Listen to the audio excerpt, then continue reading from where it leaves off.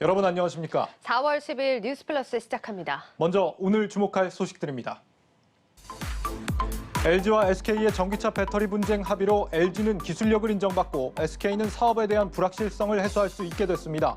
그러나 분쟁 기간 동안 중국 기업 등 경쟁업체들이 대거 약진하면서 향후 글로벌 경쟁력 회복이 숙제로 떠오르고 있습니다. 정부가 주택 공급 정책의 일환으로 추진 중인 공공재개발 사업이 잡음으로 들끓고 있습니다. 투기 세력을 막기 위한 조치가 오히려 선량한 피해자를 양산하면서 졸지에 집을 뺏기고 거리로 나앉게 된 실수요자들의 피해 호소가 끊이질 않고 있습니다. 글로벌 경기가 빠른 회복세를 보이면서 글로벌 리츠에 뭉칫돈이 몰리고 있습니다. 임대료가 물가와 연동된다는 점에서 인플레이션 해지 수단으로 활용되고 있습니다. 종북세 등 한국의 재산 과세 부담률이 OECD 평균의 2배를 웃도는 것으로 집계됐습니다. 첫 소식입니다. 정부가 일시 중단했던 아스트라제네카 백신 접종을 오늘부터 다시 시작합니다. 혈전 생성으로 논란이 많았는데 30세 미만을 제외하면 접종했을 때의 이득이 더 크다는 겁니다. 하지만 2분기 접종 대상자 중 30세 미만은 64만 명에 달합니다. 11월 집단 면역의 꿈이 점점 더 멀어지고 있습니다. 김수진 기자입니다. 방역 당국이 혈전 논란으로 잠시 중단했던 아스트라제네카 백신 접종을 재개했습니다. 예방접종 전문위원회는 국내에서 아스트라제네카 백신 접종의 연령별 이득과 위험 분석 결과에 따라 예방접종으로 인한 이득이 위험을 상회하는 30세 이상에서는 접종을 권고하되 위험 대비 이득이 높지 않다고 평가된 30세 미만에 대해서는 접종을 권고하지 않는 것으로 결정하였습니다.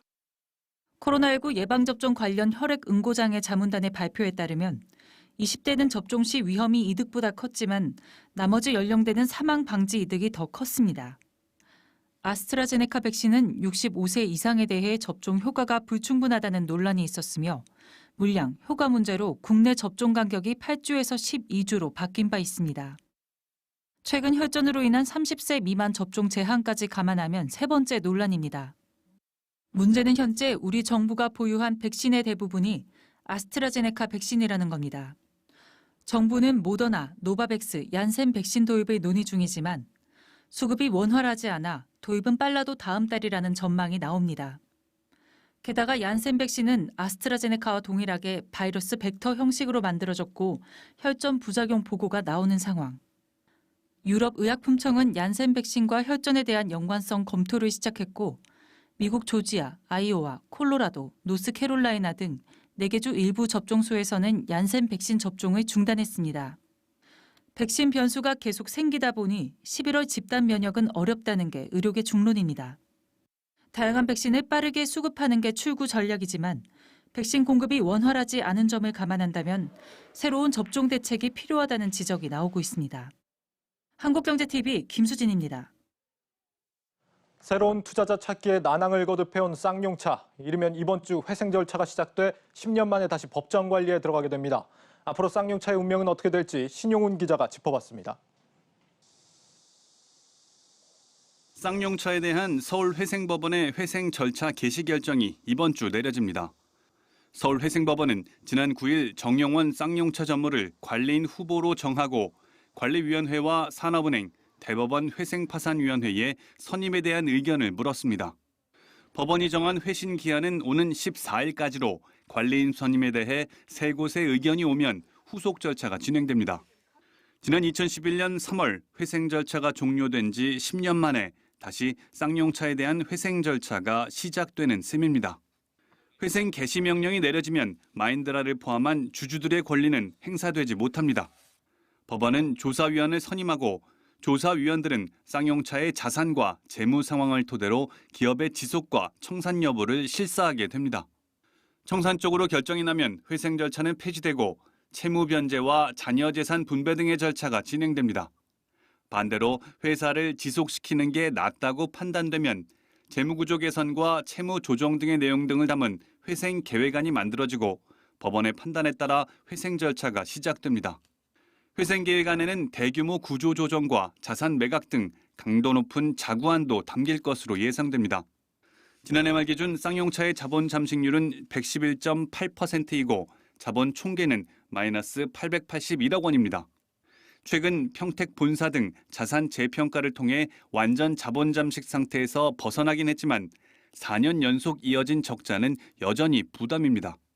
또 물품 대금과 월급 등을 위해 공익 채권 형태로 빌린 3,700억 원의 빚 역시 회생 절차에 들어가도 탕감되지는 않는 만큼 정상화 과정에 걸림돌이 되고 있습니다. 현재 쌍용차의 인수를 타진하고 있는 곳은 하오토모티브를 비롯해 국내 전기차 기업인 에디슨모터스와 K팝모터스, 기업 M&A 전문기업 혈림파트너스의 계열사인 박석전앤컴퍼니 등 67곳인 것으로 알려지고 있습니다. 당장의 운전자금마저 부족한 쌍용차로선 하루빨리 자금력이 풍부한 인수주체가 나타나는 것만이 회생 절차의 조기 졸업을 담보하는 지름길이 될 전망입니다. 한국경제TV 신용훈입니다.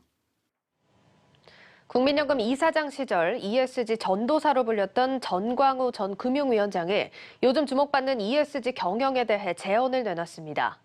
제대로 된 준비 없이 무리하게 추진하면 오히려 기업에 부담이 될 수 있고 철강과 자원개발 같은 업종별 특수성에 대한 배려도 필요하다는 조언입니다. 강미선 기자가 직접 만나봤습니다.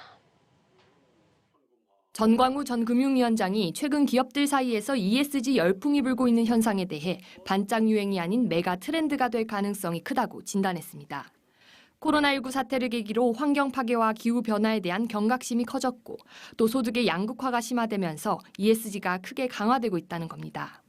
10년 전 이런 때와 지금 다른 것이 중요한 트렌드로, 메가 트렌드로 자리매김할 가능성이 상당히 높은 거를 저는 세 가지 요소가 있다고 생각을 해요.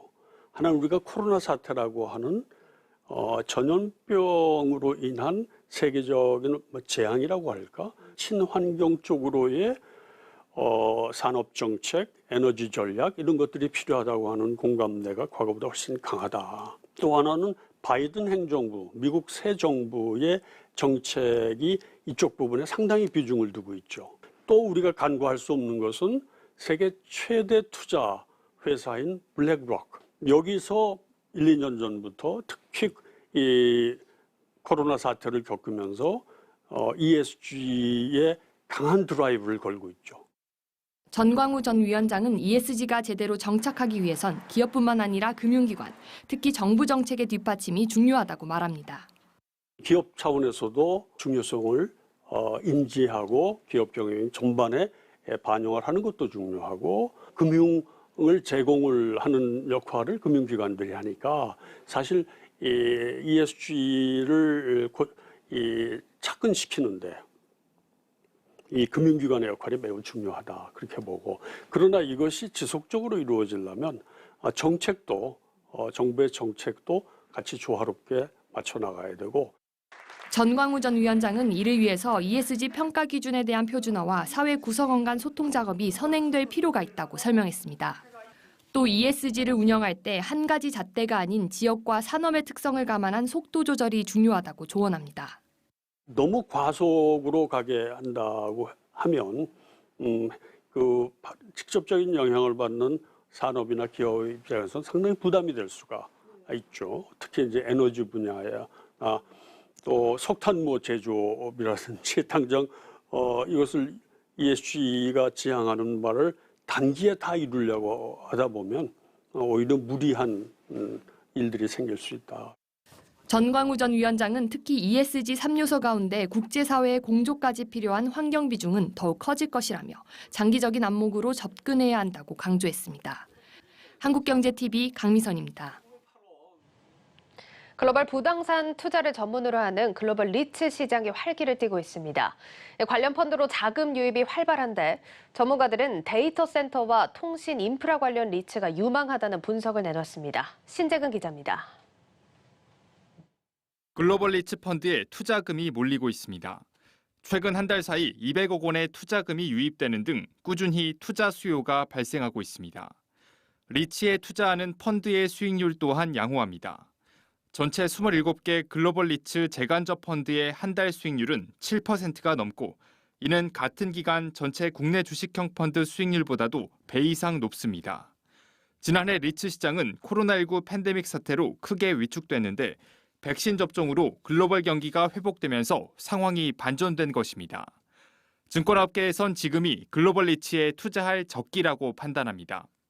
기술주에 비해 상대적으로 덜 올라 밸류에이션 매력이 높고 미국의 경우엔 바이든 정부의 인프라 투자로 임대료 상승 가능성이 높기 때문입니다. 리츠의 장점인 배당 차익에 더해 시세 차익까지 거둘 수 있는 가능성이 높아진 것입니다. 그동안 밸류에이션 부담이 많이 낮아졌고 실적 상승 모멘텀을 유지 중에 있던 데이터 센터와 통신 인프라 리츠가 투자 매력이 부각되고 있다는 판단이고요. 고배당 매력이 높고 실적 회복세를 보이고 있던 헬스케어 리츠와 주택 리츠 역시 주목해야 된다는 판단입니다. 여기에 임대료가 물가와 연동되는 측면이 강한 만큼 리츠가 향후 인플레이션 해지 수단으로도 작용할 것이란 분석도 있습니다. 고액 자산가들도 글로벌 리츠를 눈여겨보고 있다는 설명입니다. 현재 자산가분들도 지금 유동성 장세인 거는 많이 동의를 하시고요. 근데 이런 상황에서 선뜻 개별 종목에 대해, 주식에 대해서 조금 자신은 없어 하는 모습입니다. 그래서 실물 자산을 가지고 있는 리츠에 대해서 좀 궁금해 하시고 또 그중에서 선별을 해드리면 좀 상당히 반응이 좋은 편입니다. 다만 파생 상품에 투자하는 모기지 리츠는 투자 시 유의할 필요가 있다는 지적입니다. 모기지 리츠는 레버리지를 많이 일으키기 때문에 부채 비율이 높아 금리 정책에 취약할 수밖에 없기 때문입니다. 따라서 전문가들은 실물에 투자하는 에쿼티 리츠를 중심으로 투자 전략을 짜는 것이 바람직하다고 말합니다. 한국경제TV 신재근입니다.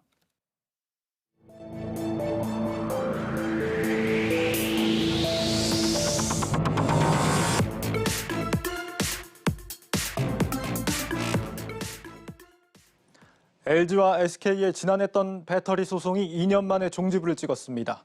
막판까지도 조 바이든 미국 대통령의 거부권 행사냐, 거부권 방어냐를 놓고 격돌했던 양사. 이 거부권 행사 시한을 하루 앞두고 전격 합의에 성공했습니다. 먼저 그간의 과정을 신동호 기자가 정리했습니다. LG에너지솔루션과 SK이노베이션의 배터리 소송이 713일 만에 끝났습니다. 조 바이든 미국 대통령의 거부권 행사 시한을 하루 앞두고 한치의 양보도 없던 양측이 극적인 합의에 이른 겁니다. 이번 분쟁은 SK이노베이션이 LG화학 직원들을 대거 빼가 영업비밀을 침해했다며 LG 측이 미국 ITC에 소송을 제기하면서 시작됐습니다. 영업비밀 침해 소송이 시작된 이후에도 양사는 특허 침해 소송까지 벌이면서 확전에 확전을 거듭했고 3번의 연기 끝에 올해 2월 영업비밀 침해 소송에 대한 미국 ITC의 최종 판결이 나왔지만 판결 이후에도 대치 상황은 이어졌습니다. 핵심은 합의금 규모였습니다. ITC 최종 결정에 대한 결정문이 공개된 지난달 초에도 양사는 실무 협상을 재개해 합의를 시도했지만 LG는 3조 원을 또 SK는 1조 원을 고소하며 격차를 좁히지 못했습니다.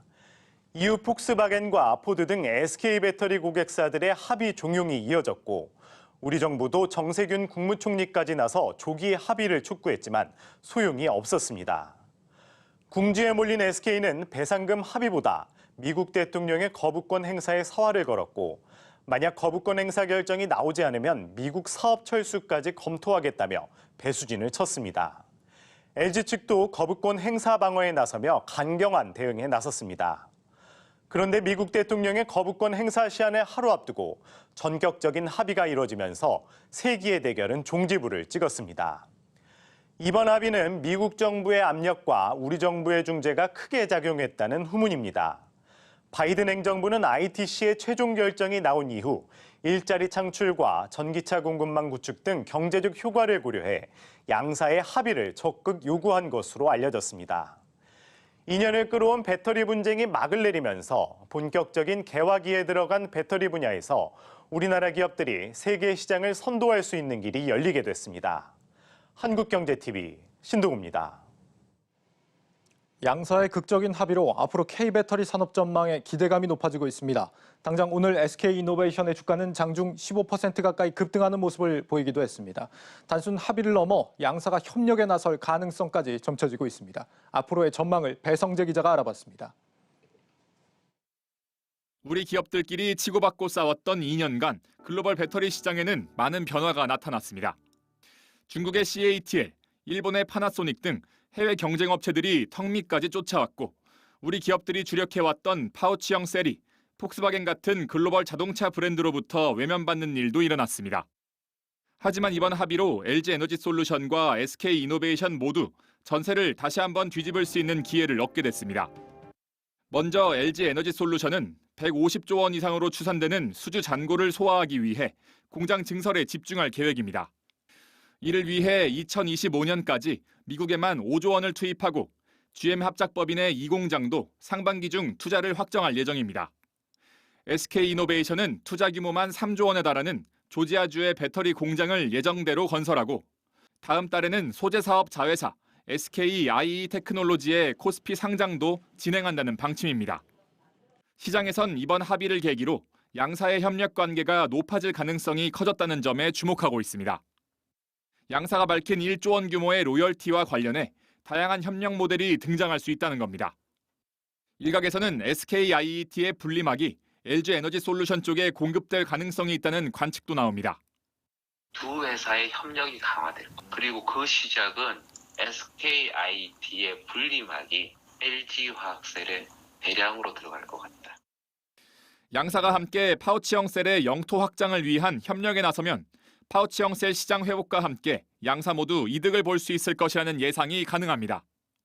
2년간의 긴 싸움을 끝내고 이제 동반자의 길로 접어든 두 회사가 앞으로 어떤 선택을 하게 될지 주목됩니다. 한국경제TV 배성재입니다.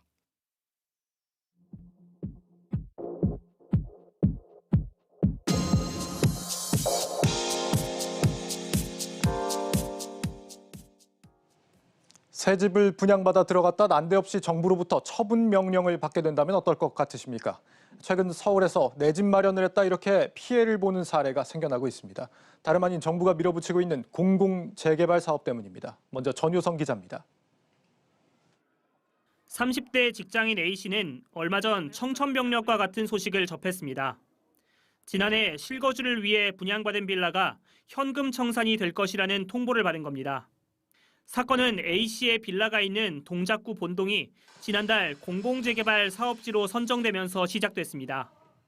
정부와 서울시는 지난 3월 말 2차 공공재개발 후보지를 발표했는데 권리 산정일을 지난해 9월 21일로 정했습니다.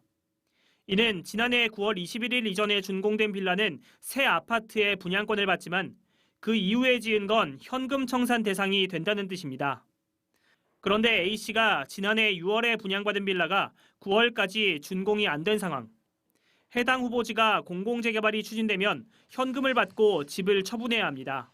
공공재개발이 된다는 게 제가 원래부터 알았으면 사전에 거의 들어가지도 않았죠. 근데 그런 것도 알려주지도 않은 상태에서 그 사이에 집을 샀는데 나가라고 쫓아내는 건 제가 생각할 때는 너무 불합리하고. 재개발 지역에서 권리 산정일을 두는 건 여러 개의 분양권을 노리고 새 건물을 짓는 이른바 지분 쪼개기를 막기 위해서입니다.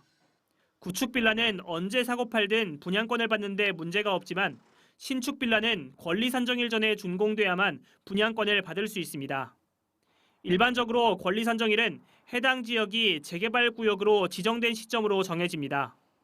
하지만 정부는 올해 1월과 3월 공공재개발 사업지역을 발표하며 권리 산정일을 지난해 9월로 앞당겼습니다. 투기 세력의 진입을 막기 위한 조치였는데 A씨처럼 새 빌라를 계약한 사람은 속절없이 피해를 볼 수밖에 없습니다. 동작구 본동이 공공재개발이 될 것이라고 예상치 못했던 A씨는 이 지역에서 새 빌라를 분양받았다는 이유만으로 지분 쪼개기 투기꾼이 됐습니다. 현금 청산 가격은 공시가격을 기준으로 정해지는데 빌라의 공시가격은 시세의 절반 수준에 그칩니다. 사실상 헐값에 집을 처분하게 된 A씨는 서울시가 건축을 허가해준 만큼 지난해 9월 21일 이전에 착공한 빌라는 현금 청산 대상에서 제외돼야 한다고 토로했습니다. 제가 산 집 거의 전 재산이나 마찬가지거든요. 근데 제가 직접 거주하려고 아껴둔 돈으로 들어온 건데 쫓겨나야 된다니까 진짜 손에 아무것도 안 잡히고 있어요 지금. 한국경제TV 전효성입니다. 이처럼 실거주 목적으로 집을 매입한 사람들이 피해를 보고 있지만 해당 지자체는 법대로 하자는 식의 태도로 일관하고 있습니다. 주거 안정을 위해 정책을 편다면서 되려 주거 불안정을 초래하는 게 아니냐는 지적이 나옵니다. 이어서 김원규 기자입니다. 졸지에 현금 청산 대상자가 된 A씨. 해당 지자체인 서울시 태도에 더욱 화가 납니다. 불복하면 정부와 서울시를 상대로 소송하라는 입장만 되풀이하고 있기 때문입니다. 9월 11일 날 저희가 이제 공고를 했어요. 그건 큰 원칙이잖아요. 호소하시는 분이 있는데 그거는 원칙이고 법령에서 그렇게 정할 수 있도록 돼 있고 실제 현행법상 권리 산정 시기를 지정하는 건 서울시 권한으로 법적으로 보장된 사안입니다.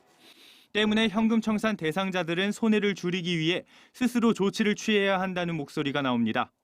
현금 청산 금액이 이제 문제가 될 수 있는데요. 그러니까 실제 살지는 못하게 되더라도 현금 청산 부분에 대해서는 정당한 보상을 받을 수 있도록 해야 되는 것이고, 보상 부분이 조금 자기가 실제로 이제 지급했던 비용에도 미치지 못한다라고 하게 되면 보상금 증액 청구 소송이 있습니다. 그래서 행정 소송으로 증액 청구 소송을 해야 될 것입니다.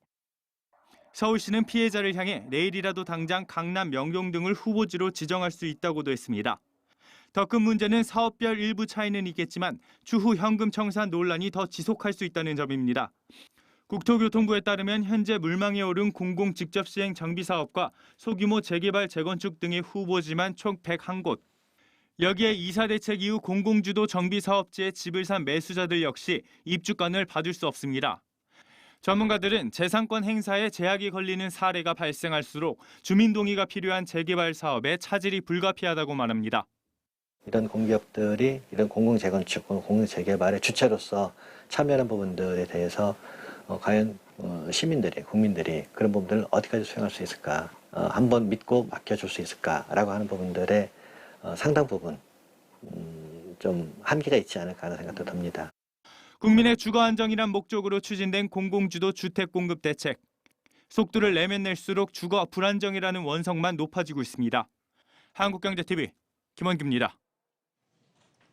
이번 공공재개발 피해 논란 더 자세히 짚어봅니다. 부동산부 전효성 기자 나와 있습니다. 정 기자, 공공재개발이 발표되기 전에 이제 새 빌라를 샀는데 나중에 공공재개발 지역으로 지정이 되면서 현금 청산을 당했다. 그러니까 분양권을 안 주고 나가라고 했다라는 게 이번 사건의 핵심입니다. 네. 현금 청산 기준이 되는 시점을 좀 왜 이렇게 꼭 앞당겨서야 했었나 이런 생각이 드는데, 그냥 미리 시점을 잡지 않고 그 지역을 재개발하겠다라는 발표하는 그 시점부터 앞으로 집을 새로 지어도 분양권 안 줍니다. 이렇게 했으면은 이런 논란이 없지 않았을까 이런 생각이 듭니다. 어떻습니까? 네, 맞습니다. 이번 공공재개발이 공모를 중심으로 추진이 됐기 때문입니다. 지난 과거 일정을 보면서 한번 설명을 드리겠습니다. 예. 정부는 지난해 5월 공공재개발에 대한 개념을 처음으로 발표했습니다. 그리고 그해 9월 21일부터 공공재개발을 어디서 추진할지 공모를 시작하게 됐습니다. 이 과정에서 공모 과정 중에서 공공재개발 지역을 선정을 했기 때문에 어느 정도 시차가 있어서 이 사이에 투기꾼들이 유입될 수 있다는 게 정부와 서울시의 계산이었습니다. 예. 또 공모 과정에서 재개발 지정과 관련한 정보가 새어나갔을 가능성도 염두에 둔 것 같습니다. 때문에 권리 산정일을 공모 기준일인 9월 21일까지 약 6개월 정도 앞당긴 셈입니다. 예. 문제는 A씨처럼 이렇게 신축 빌라를 구입한 사람들이 문제입니다. 어디가 공공재개발이 될지가 알 수 없는 상태에서 빌라를 계약했는데 하루아침에 현금 청산 대상이 됐다고 하니 말 그대로 하늘이 무너지는 것 같은 소식일 텐데요. 때문에 A씨는 과거 서울시가 건축 허가를 내준 만큼 9월 21일 전에 짓기 시작한 빌라만큼은 현금 청산 대상에서 제외시켜줘야 된다, 이렇게 주장하고 있습니다. 그렇군요. 현금 청산을 당할 때 금액이라도 좀 잘 쳐주면은 좀 덜 억울하지 않을까 이런 생각이 드는데, 보상은 제대로 받는 겁니까? 이사도 가야 되고 또 나중에 새 집도 구해야 되는 상황인 거잖아요. 네, 일반적으로 이사비 같은 거는 지원이 되지 않습니다. 예. 그리고 보상 가격도 일반적인 시세 그리고 본인이 구매했던 분양가보다 낮을 가능성이 높습니다. 현금 청산은 보통 공시가격의 일정 비율을 곱해서 산정이 되는데요. 예. 빌라는 시세보다 공시가격이 크게 낮기 때문에 어느 정도 비율을 곱하더라도 시세에 못 미칠 확률이 높은 겁니다.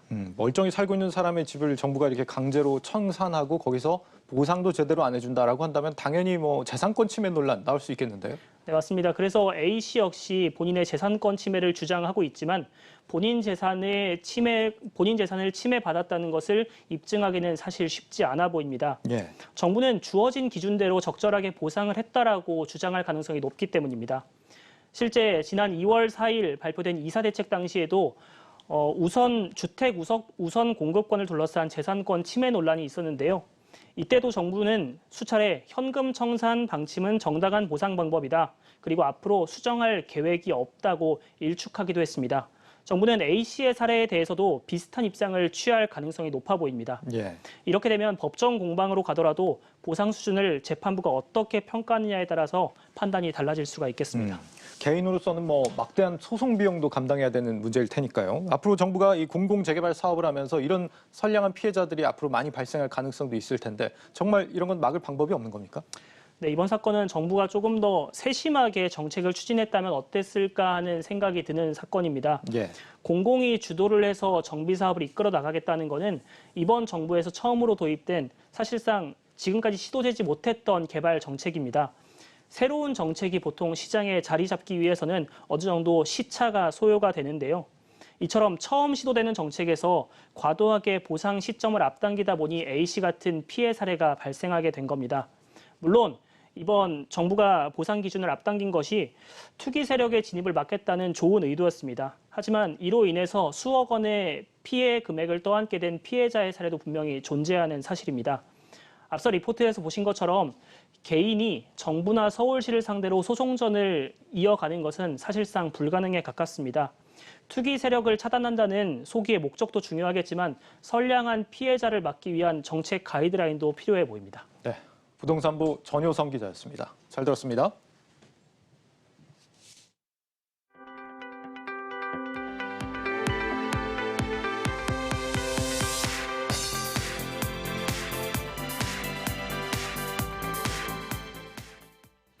서울시가 일률적 제한에서 벗어나 업종별 특성을 감안해 영업시간 등을 달리 적용하는 서울형 상생 방역을 추진합니다. 오세훈 서울시장은 오늘 오전 온라인 코로나19 브리핑을 통해 일률적인 규제 방역이 아니라 민생과 방역을 모두 지키는 상생 방역으로 패러다임을 바꿔가겠다고 밝혔습니다. 우리나라의 재산과세 부담률이 OECD 회원국 평균의 2배에 육박하는 것으로 나타났습니다.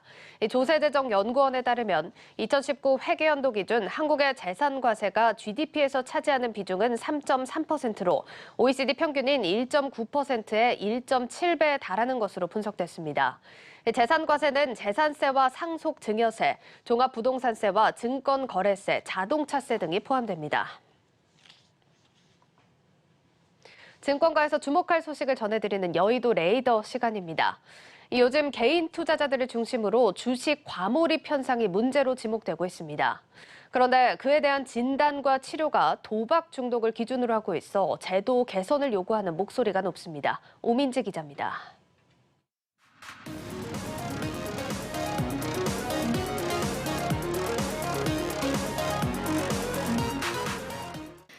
한국도박문제관리센터에서 상담사로 근무하는 나희영 씨. 최근 주식 과몰입으로 어려움을 호소하는 상담 건수가 늘었다고 말합니다. 상담을 요청한 사람들 중에는 잘못된 주식 투자로 큰 빚을 지고도 주식 매매를 그만두지 못해 극단적인 선택까지 시도한 경우도 있었습니다. 제가 올해 시작하면서 굉장히 가상화폐 주식이나 이런 관련해서 변화가 느껴져요. 좀 많이 오시고 관련된 상담을 요구하시는 분들이 늘어나고 있는 걸로는 느끼고 있습니다. 사람들이 그 불안감을 해소하기 위해서 이제 주식 투자에 굉장히 몰두하게 됐던 것 같아요. 지난해 주식 열풍으로 너나 할 것 없이 주식 투자에 뛰어들면서 잘못된 주식 투자에서 헤어나오지 못하는 사람들도 늘어난 겁니다.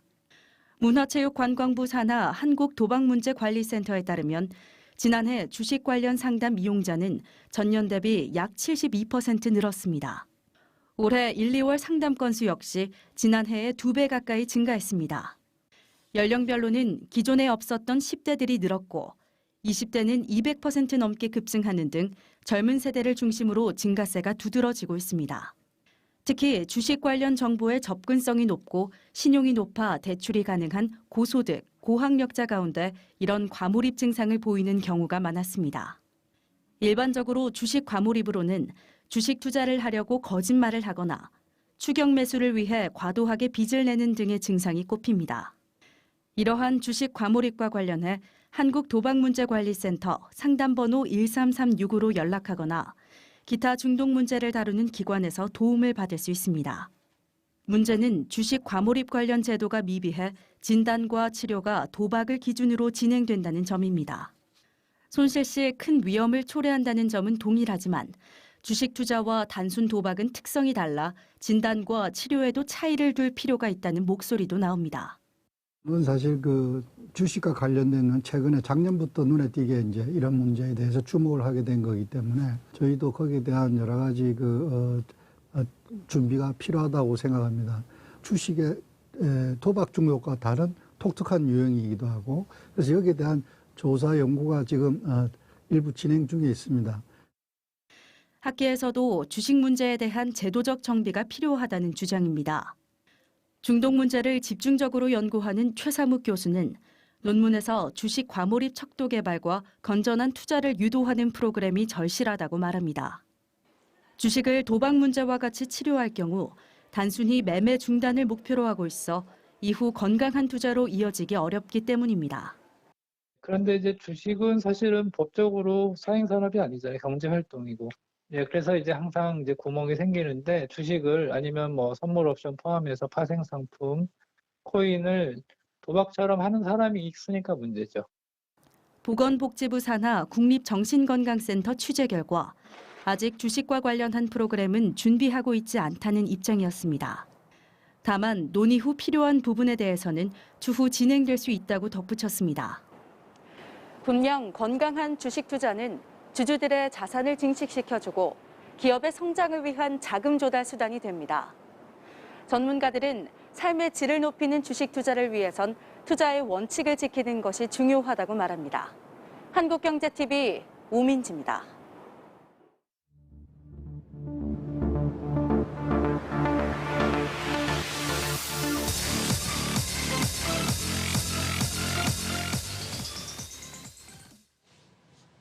네, 박혜린 증권부 기자와 함께하는 뉴스앤마켓 시간 시작합니다. 자, 월요일 또 기분 좋은 소식이 주식시장에 영향을 줬습니다. 2년여간에 걸친 배터리 전쟁이 마무리가 됐는데요. 이와 관련한 소식 증권부 박혜린 기자와 이야기 나누겠습니다. 자, 박 기자 어서 오세요. 안녕하세요. 자, LG에너지솔루션과 SK이노베이션 참 길게 끌어왔습니다. 결국은 마무리가 됐는데 관련주들 또 주가 많이 올라왔죠? 네, 그렇습니다. SK이노베이션의 이번 합의로 미국 배터리 사업에 대한 불확실성이 제거된 만큼 오늘 주가가 큰 폭으로 뛰었습니다. 오늘 12% 가까이 상승에 마감을 했고요.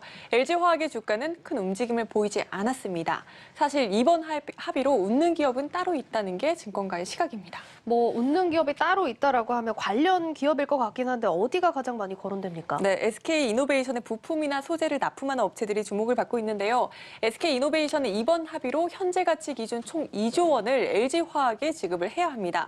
미국 사업은 계속할 수 있어서 불확실성이 해소되고 추가 수주도 기대되는 상황이긴 합니다만 막대한 합의금 부담은 계속해서 갖고 가야 하는 거죠. 한편 SK이노베이션의 부품이나 소재를 납품하는 기업으로선 배상금 이슈는 크게 상관이 없고 공급 리스크는 해소된 데 더해서 이 납품 물량이 추가적으로 증대될 가능성까지 높다 보니까 더 크게 웃을 수 있다 이렇게 보고 있는 겁니다. 그렇습니다. 그래서 오늘도 또 기대를 많이 받은 걸로 알고 있는데 지금 뭐 부품 소재 기업이라고 하면 여러 곳이 떠오르는데 어디를 꼽아볼까요? 오늘은 그럼 에코프로 BM을 한번 다뤄보도록 하겠습니다. 전에 저희가 에코프로도 다뤘었는데요. 에코프로 BM은 에코프로의 2차 전지 사업 부문이 떨어져 나와 설립된 회사입니다. 양극재 전문 기업이고요. 하이니켈 양극재 글로벌 시장에서 점유율 기준 2위를 차지하고 있습니다. 또 SK이노베이션의 2023년까지 약 2조 7,400억 원 규모 양극재를 공급하기로 한 기업입니다. 네, 에코프로비엠 또 자세하게 이야기를 나눠볼 텐데 그 전에 뭐 얘기를 해주셨지만 배터리 기업들도 뭐 양극재, 음극재 이렇게 용어들이 어렵습니다. 박혜린 기자가 쉽게 설명해 주세요. 네, 그렇다면 양극재는 2차 전지에서 에너지를 저장, 방출하는 역할이라고 생각하면 쉽습니다. 조금 더 부연 설명을 드리자면 배터리 기술을 좌우하는 핵심 소재는 보시다시피 양극재와 음극재, 또 분리막과 전해액 이렇게 네 가지로 나눌 수 있습니다. 이 중 양극재는 배터리의 성능뿐 아니라 안전성에도 영향을 주기 때문에 가장 중요한 소재로 꼽힙니다. 네, 알겠습니다. 양극재에 대한 설명을 들어봤고 또 얘기가 많이 나오는 게 하이니켈입니다. 네, 양극재는 구성하는 양극 활물질에 따라 종류가 달라집니다. 니켈, 코발트, 망간 줄여서 NCM이 가장 많이 쓰이는데 이때 경쟁력의 핵심이 니켈의 함유량입니다. 하이니켈이라는 건 가볍게 한번 추측만 해봐도 뭐 니켈이 많이 들어있다 이렇게 생각할 수 있는데 니켈이 80% 이상 함유된 걸 이 하이니켈 양극재라고 합니다. 하이니켈 양극재를 쓰면 배터리 내 에너지 밀도가 높아서 전기차가 더 빠르고 더 멀리 갈 수 있다고 합니다. 예, 하이니켈 양극재 이렇게 같이 기억을 해두시고 또 다른 기업 살펴볼 때도 사용해 보시면 좋을 것 같습니다. 자, 그럼 전기차 시장이 이렇게 성장을 하니까 당연히 양극재들도 더 많이 필요할 거고 이런 와중에 지금 에코프로비엠 시장 점유율 2위라면은 경쟁력이 있네요. 네, 그렇습니다. 자료를 먼저 하나 보겠습니다. 업계에 따르면 보시다시피 글로벌 전기차 시장이 급성장함에 따라서 양극재 시장이 연평균 33% 이상 성장할 것이라고 전망을 하고 있습니다. 에코프로비엠은 양극재 수요를 충족하기 위해 또 보시다시피 증설에도 굉장히 속도를 내고 있는 상황입니다. 네, 알겠습니다. 뭐 이렇게 업황이 워낙 좋고 입지도 지금 탄탄한 것으로 계속해서 나타나고 있는데 실적에 대한 기대감도 크겠는데요. 네, 맞습니다. 에코프로비엠은 2014년부터 연평균 약 2배씩 성장을 해온 회사입니다. 2016년 1,000억 원에 못 미치던 매출이 올해는 1조 3천억 원을 넘어서고 내년에는 2조 원까지 달성할 수 있을 것으로 업계는 추정을 하고 있습니다. 영업이익과 순이익도 보시다시피 굉장히 큰 폭으로 성장할 것으로 예상되는 상황입니다. 지금 뭐 굉장히 짧은 기간인데 매출이 1조가 넘어서는 상황입니다. 이렇게 실적이 가파르게 성장하고 있었는데 배터리 분쟁 때문에 브레이크가 걸릴 뻔한 거네요. 네, 그렇습니다. 많은 분들이 이번 합의로 매출 성장에 대한 불확실성이 해소됐다라고 다행이다라고 생각을 하고 있고요.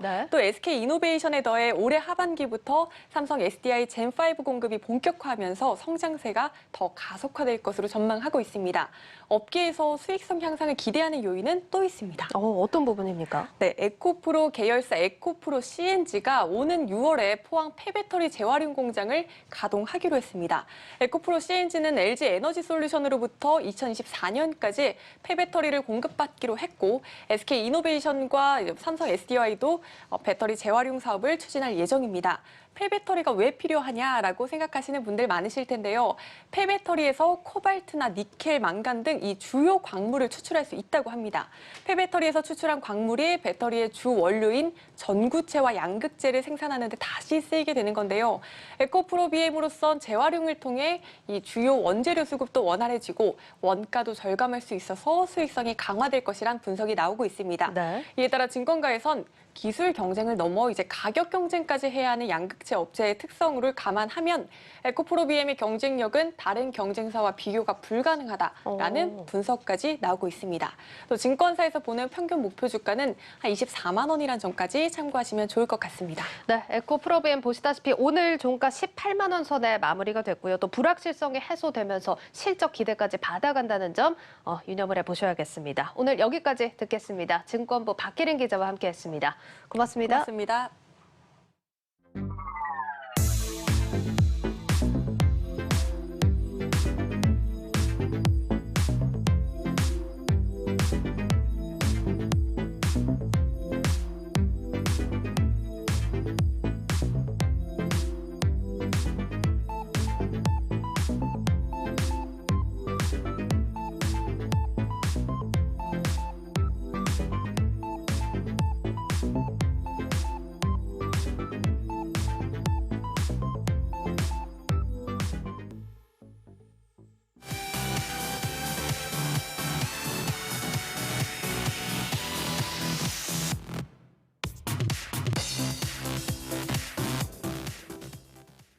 네, 플러스픽 이지호 기자와 함께하겠습니다. 이 기자, 네. 첫 번째 키워드 바로 보죠. 네.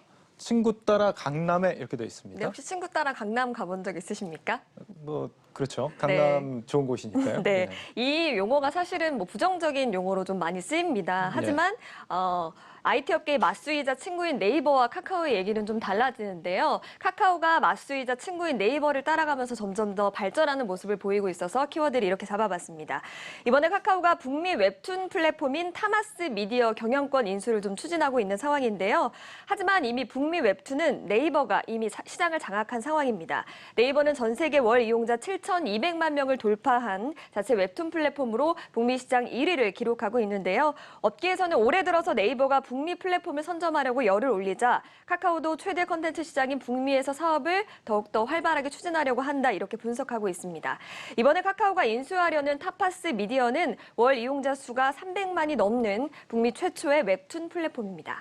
웹툰은 일본이나 한국이 강하다고 생각했는데 북미 지역도 시장이 좀 상당히 큰가 봅니다. 네, 상당히 큰데요. 지난해 미국 만화 시장 규모가 1억 3천억 정도로 추산이 됩니다. 네. 웹툰뿐만 아니고 웹소설 시장도 1조 3천억 정도. 1조 3천억 정도로 추산이 되는데요. 네, 웹툰뿐만 아니고 웹소설도 마찬가지로 시장이 좀 큰 상황입니다. 네. 그래서 네이버는 지난 1월에 세계 최대 규모의 웹소설 플랫폼 와패드를 6,500억 원에 인수를 했는데요. 와패드는 한 달에 9천만 명이 230억 분씩 이용하는 것으로 알려지고 있습니다.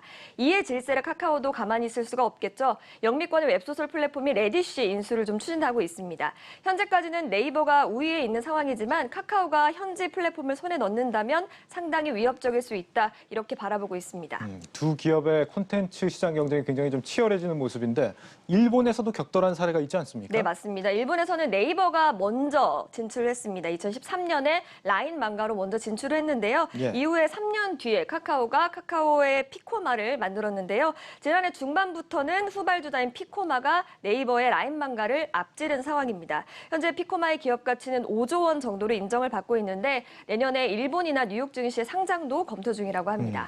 북미나 일본이나 후발주자이긴 하지만 카카오의 기세가 더 강해 보이는데 단지 네이버를 이기기 위해서 이렇게 진출을 하고 있는 건 아니겠죠? 그렇진 않겠죠. 이 좁은 해외 내수 시장을 벗어나서 글로벌적으로 나아가 보겠다 이런 해석으로 좀 할 수가 있겠습니다. 카카오 엔터테인먼트가 이번에 인수를 추진하는 타파스와 레디시, 멜론에 더해서 몸값을 높이려고 하고 있고요. 이와 더불어서 인도네시아 웹툰 플랫폼인 네오바자르 지분을 보유하고 있고 지난해에는 일본 최대 애니메이션 제작사 카도카에 1,600억 원을 투자해서 사실상 최대 주주 지위를 확보하기도 했습니다.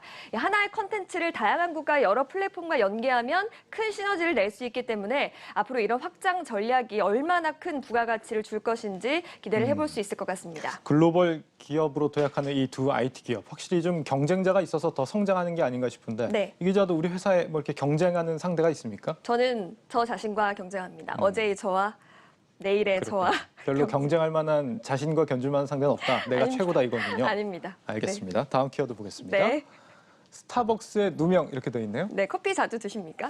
자주 먹죠. 네, 밥보다 커피가 비싼 게 말이 되냐면서 사실 스타벅스 마시는 사람들 욕하던 때가 불과 엊그제 같았는데요. 이제 이 말이 없어질 때가 됐습니다. 스타벅스가 더 이상 가장 비싼 커피가 아니거든요. 예. 스타벅스가 7년 가까이 가격을 동결하는 새에 다른 커피 1,100원에서 4,600원에 판매됩니다. 그런데 엔젤리너스와 커피빈이 훨씬 더 높죠, 700원 정도. 네. 그리고 폴바색 같은 경우도 스타벅스보다 주요 메뉴가 200원에서 700원 가량 높습니다. 특히나 2019년에 한국에 상륙한 미국의 블루보틀은 완벽한 커피를 추구한다는 목표 아래 아메리카노와 라테의 가격을 5,000원에서 6,100원으로 좀 책정했는데 이 가격이면 사드시겠습니까? 저 가격이면 밥 한 끼도 먹겠습니다. 네. 언제 이렇게 다 가격을 올렸죠? 우유값이나 커피 콩수급 문제부터 임대료, 인건비 등 다양한 원인이 있겠지만 네. 보통은 한 업체가 가격을 올리면 따라서 올리는 도미노식 가격 인상이 대표적인 원인이라고 할 수가 있겠습니다.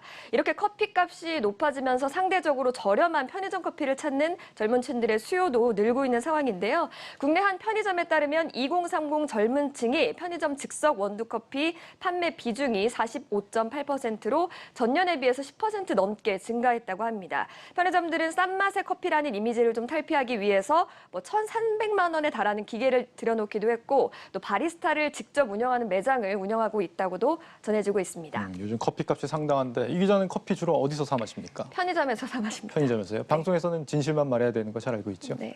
네, 알겠습니다. 네. 다음 키워드 넘어가겠습니다. 네. 네, 실검의 자유 이렇게 돼 있네요. 네, 실시간 검색어를 얘기하는 건데요. 예. 지난 2월에 네이버가 실시간 검색어를 폐지하고 지난해에는 다음이 폐지를 했죠. 하지만 실시간 검색어가 필요하다면서 실검의 자유를 외치는 분들이 최근에 늘고 있습니다. 사진 하나 준비를 했는데요. 최근에 구글 앱 먹통 사태가 터졌던 사례가 있었죠. 예. 카카오톡이나 네이버 등의 앱 서비스가 제대로 작동이 되지 않아서 사람들은 스마트폰 고장인 줄 알고 서비스 센터에 가거나 불필요한 앱들을 막 지우면서 이렇게 고군분투를 했습니다. 하지만 이후에 이 문제가 기기가 아니라 운영체제의 문제라는 사실이 알려지자 사람들이 실시간 검색어가 있었으면 이렇게 상황이 이렇게 좀 어렵지는 않았을 것이다. 이런 반응들이 좀 이어졌습니다. 그렇죠. 실검이 그런 부분에서는 좀 순기능이 있었죠. 네, 맞습니다. 또 재난 같은 중요한 사건이 일어났을 때 곧바로 알기 힘들게 됐다라는 단점도 있는데요. 이런 인식은 통계에서도 좀 드러납니다. 19세에서 50세 성인 남녀 1000명을 대상으로 실검을 확인한 이유를 조사해 보니까 현재 이슈를 가장 빠르게 알 수 있기 때문에 또 세상 돌아가는 이슈를 놓치지 않고 확인할 수 있어서 이런 이유들을 들었는데요. 실제로 주변에서도 실검이 없으니까 세상 어떻게 돌아가는지 모르겠다 이런 푸념하시는 분들 굉장히 많았습니다. 요즘 그래서 아예 실검이 있는 사이트로 이동하는 사용자들도 늘고 있다고요? 네, 맞습니다. 실검 서비스를 하는 게 레이트나 줌이거든요. 그런데 이 레이트와 줌 플랫폼을 이용하는 이용자들이 굉장히 늘었다고 합니다. 레이트는 2월보다 3월에 28% 정도 늘었고요. 줌도 마찬가지로 같은 기간에 56%나 증가를 했습니다. 다른 사람이 무엇에 관심을 가지는지 궁금해하는 욕구가 여전하다는 것을 말해주는 어떤 사례인데요. 실제로 이미 실검은 화제의 이슈나 유행을 따라가는 일종의 문화로 자리 잡았습니다. 이런 이유로 전문가들이 이제는 폐지보다는 조금 더 단점을 보완하는 쪽으로 가야 된다 이렇게 지적하고 있는 상황입니다. 네, 실검을 그리워하는 사람도 많겠지만 폐지된 데는 또 나름의 이유가 있으니까요. 다른 곳에서도 또 다시 문제가 발생하지 않도록 보완이 잘 돼야겠습니다. 플러스픽 이지호 기자였습니다. 잘 들었습니다. 감사합니다.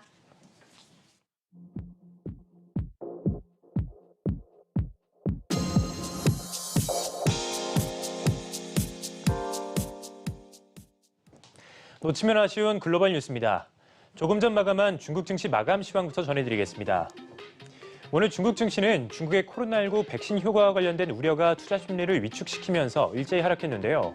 상해 종합지수 1.09% 내렸고 기술주 중심의 창업한 지수는 2.28%, 선전 종합지수가 2.3% 큰 폭으로 하락했습니다. 지난 주말 중국 질병예방통제센터의 가오 주임은 중국 백신의 보유율이 높지 않다고 언급했는데요. 중국 당국이 중국산 코로나19 백신의 효과가 낮다고 공개적으로 인정한 것은 처음이기 때문에 시장에 불안감이 조성된 것으로 풀이됩니다. 이후 가오 주임은 글로벌 타임스와 인터뷰에서 자신의 발언이 완전히 잘못됐다고 해명했지만 그럼에도 불구하고 오늘 헬스케어 섹터가 1.5% 넘게 빠지면서 증시 하락을 주도했습니다. 이 밖에 알리바바가 3조 원에 달하는 반독점 과징금을 물게 됐다는 소식도 투자 심리를 위축시켰습니다. 이어서 글로벌 뉴스도 살펴보겠습니다. 제롬 파월 연준 의장이 올해 제로 금리를 유지할 것이라는 뜻을 재확인했습니다. 파월 의장은 오늘 방영된 CBS 방송 60분과의 인터뷰에서 연내 금리를 올릴 가능성은 거의 없을 것 같다고 답했는데요. 미국 경제 전망에 대해서는 강한 경제 성장을 기대하고 있다며 미국 경제는 지금 변곡점에 있는데 미국 경제는 하반기에 급성장할 것이라고 덧붙였습니다. 다만 코로나19 재확산 가능성은 여전히 가장 큰 위협이라고 우려했는데요. 이에 대해 연준 책임자로서 미국 경제가 완전히 회복될 때까지 모든 조치를 사용할 것이라고 강조했습니다. 다음 소식입니다. 코로나19 사태에 따른 경기 악화로 실업률이 증가하고 임금이 줄어드는 와중에도 대기업 CEO들의 연봉은 기록적으로 올랐다고 합니다. 월스트리트저널이 S&P 500 지수에 상장된 미국 기업 CEO 322명의 작년 연봉을 조사한 결과 평균값이 전년 대비 7% 오른 1,370만 달러, 우리 돈 153억 5천만 원으로 집계됐는데요. 이들 CEO 중에서 보수가 늘어난 사람은 절반이 훌쩍 넘는 206명으로 조사됐고 그 상승률의 평균값은 15%로 나왔습니다. 마지막 뉴스입니다. 마이크로소프트가 음성인식 기술 업체인 뉘앙스 커뮤니케이션스를 160억 달러에 인수하기 위해 협상을 벌이고 있습니다. CNBC에 따르면 지난해 12월 마이크로소프트가 뉘앙스에 인수를 제안했고 논의되고 있는 인수가는 뉘앙스 한 주당 56달러로 지난주 종가보다 23% 높은 수준입니다. 만약 협상이 타결되면 이번 인수건은 270억 달러 규모였던 지난 2016년 링크드인 인수건에 이어서 마이크로소프트의 역대 두 번째 규모의 인수합병이 됩니다. 지금까지 글로벌 뉴스 박찬희였습니다.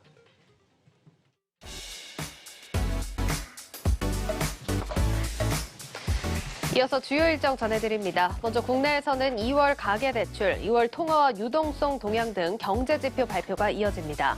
글로벌 일정으로는 미국 조 바이든 대통령 주재로 반도체 품귀 사태에 대한 대응 방안을 논의합니다. 또 엔비디아가 이날부터 5일 동안 GPU 테크놀로지 컨퍼런스를 개최한다는 점 전해드리겠습니다.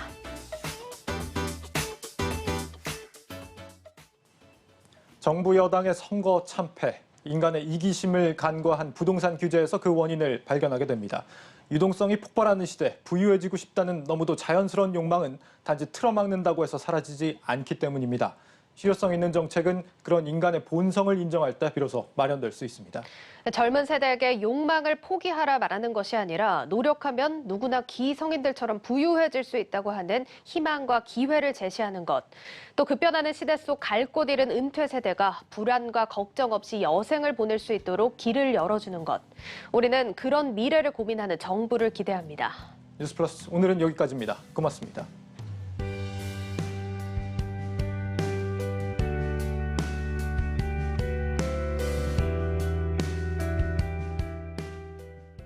Someone said I'm bored, you're old, acting you're nerd.